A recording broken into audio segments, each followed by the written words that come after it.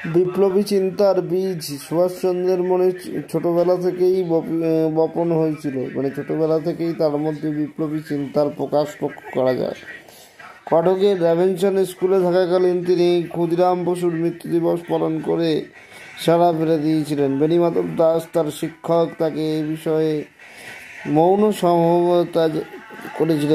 সম্মতি জানিয়েছিলেন।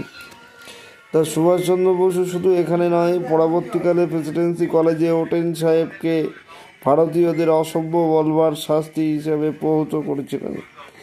এর পরবর্তীকালে তিনি যখনই পেরেছেন অন্যায়ের বিরুদ্ধে প্রতিবাদ করেছেন। হনয়ের মনুমেন্ট অপসারণ আন্দোলনেও তার অবদান অবিস্মরণীয় ছিল।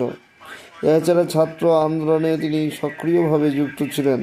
1921 সাল থেকে কংগ্রেসের একজন সক্রিয় সদস্যরূপে তিনি তার কার্যভার চালিয়ে যান।